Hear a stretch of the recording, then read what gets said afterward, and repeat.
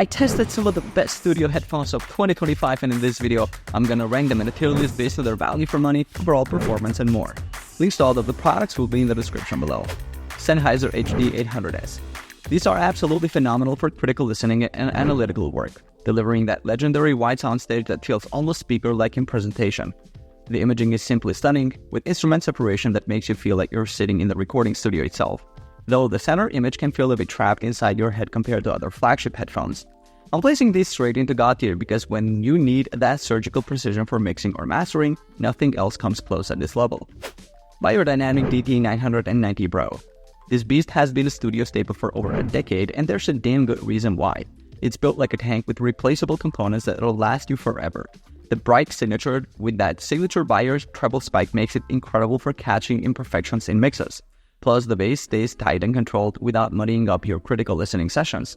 I'm putting this solidly in good tier because while it needs a proper amp to shine and that treble can be fatiguing, it's an absolute workhorse that gets the job done reliably. Hi-Fi-Man Edition XS. Holy shit, this thing punches way above its weight class. We're talking near flagship performance for under $500, which honestly feels like highway robbery.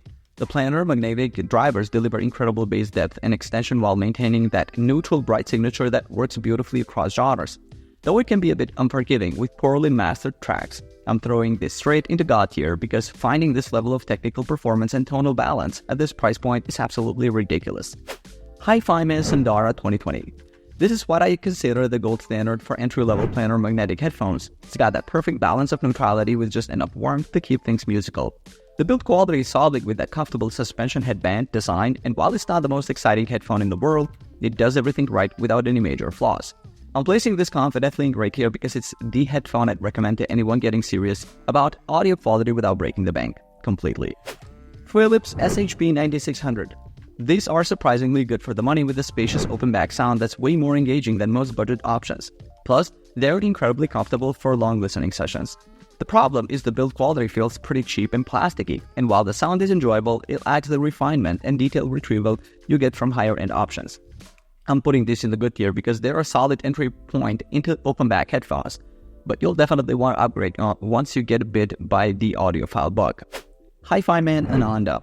These planar magnetic headphones offer an incredibly detailed and natural sound signature that makes you forget you're listening through headphones at all.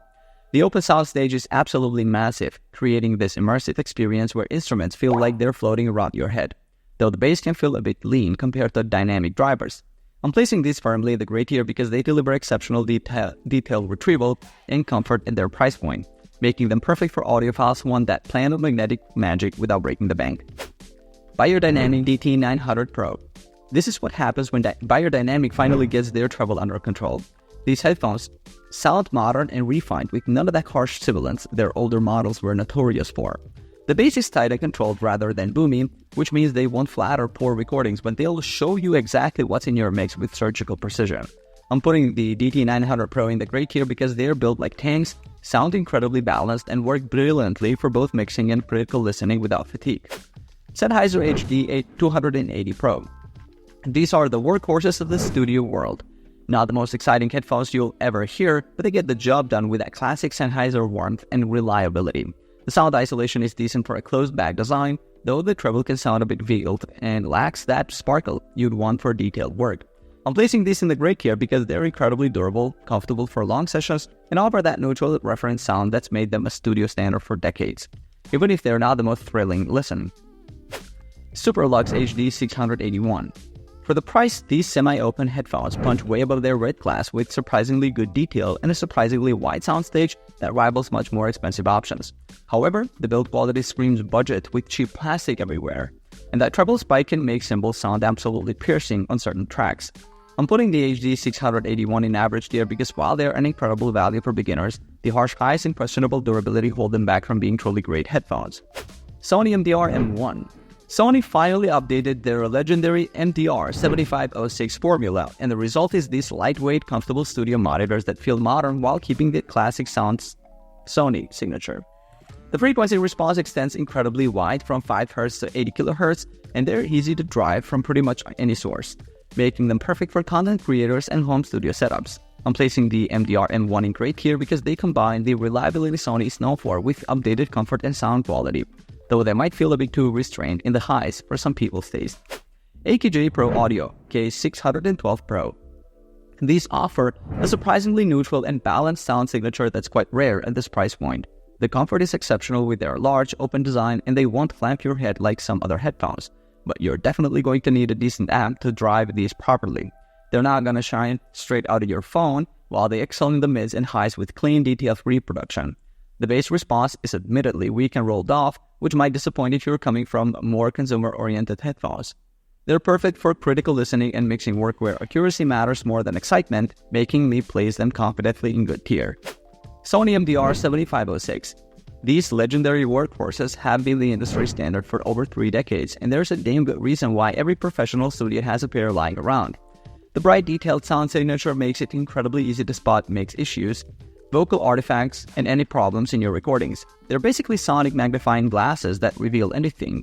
Sure, the build feels dated with that classic 80s plastic aesthetic, and the ear pads will eventually start peeling, but the reliability is absolutely unmatched, and they'll get loud enough from literally any source you plug them into. For professional monitoring and critical listening, these are absolutely essential tools that have earned their place in God tier. Audio-Technica ATH M50X BT2. These wireless head versions of the popular M50X series bring decent Bluetooth connectivity and a whopping battery life. But honestly, the sound signature feels a bit all over the place with some weird frequency response quirks. The bass has some punch and the overall tonality isn't terrible, but there are notable dips in the mids that make vocals feel thin, plus some harsh peaks in the upper mids that can get fatiguing during long sessions. They're fine for casual listening and the wireless convenience is nice. But for serious studio work, the inconsistent frequency response and mediocre passive soundstage really hold them back.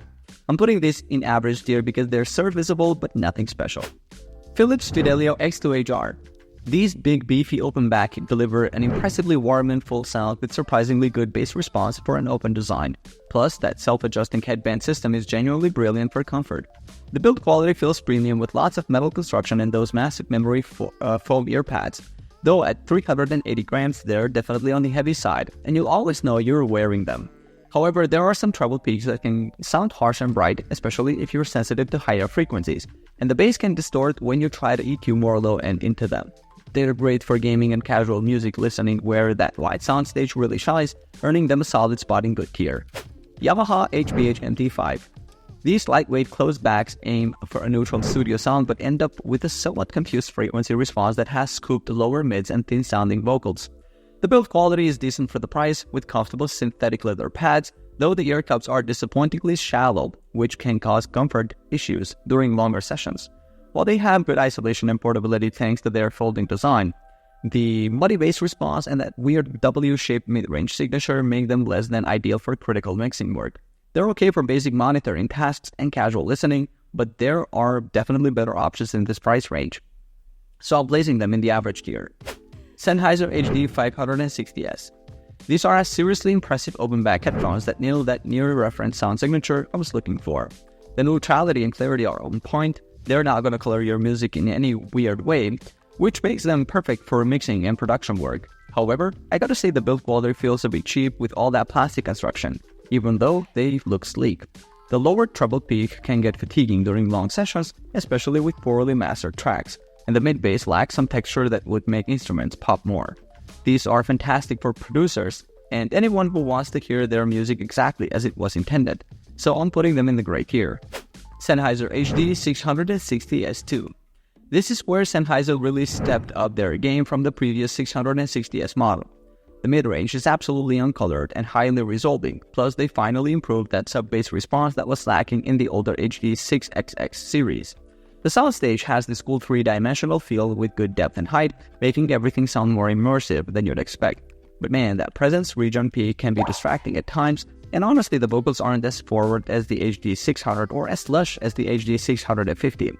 These are perfect for audiophiles who want that classic Sennheiser sound but with modern improvements, so I'm confidently placing them in the gray tier. Beyerdynamic DT700 Pro X. This closed back beast is all about comfort and that signature Beyerdynamic bright sound. They're incredibly comfortable for those marathon listening sessions, and the build quality feels solid, way better than you'd expect for this price. The sound is bright and analytical, which makes vocals and instruments really present and clear, though some might find the treble a bit too piercing for casual listening. The lack of rumbly low bass is noticeable, but that's pretty typical for studio-focused headphones in this range. These are great for producers who need isolation and want to catch every detail in their mixes, so I'm putting them in the good tier. Beats Studio Pro. Honestly, these surprised me in a good way. They're way more balanced than the old bass-heavy Beats I remembered. The sound signature is fun and consumer-friendly with improved sub-bass response, making them great for modern music with female vocals. But here's the thing, they still feel pretty cheap with all that plastic construction, and the bass still lacks that satisfying slam you get from competitors like the Sennheiser Momentum 4. The active noise cancellation is decent, but nothing special, and you're really limited with EQ options unless you're connected via USB-C. These work well for casual listeners who want decent sound with Apple integration, so I'm placing them in the average tier. Audi's LCD1. Man, these planar magnetic headphones are something special once you get them dialed in right.